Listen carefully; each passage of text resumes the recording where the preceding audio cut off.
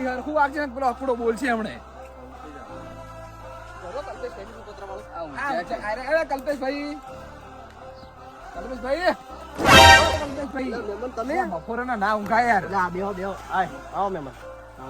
અલે આમાં નેનકા લગન છે કંકોત્રી આલવા આવ્યા હતા તમને તમે બેહો તો હું પોણે ભરીને આવું આ કંકોત્રી દીધા તો ઘરમાં મેળ દેજો એ લાવો આ એક લો મહેમાન પોણે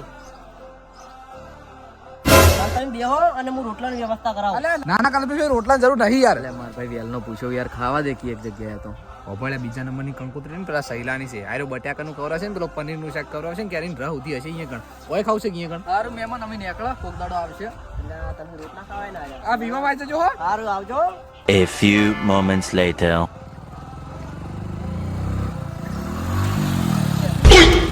શૈલેષભાઈ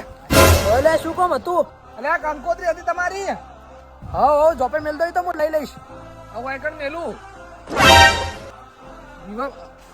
બાપડો ખવડાવતો ને આગળ મસ્ત છે હેડ ફેર ખવડાવ 20 રૂપિયા અને વાતો આગળ જઈને કરજો મારી ગાડી આવે બાઇક સાઈડમાં લો વચ્ચેથી હા હા જસ હવે લગનમાં આવી જજો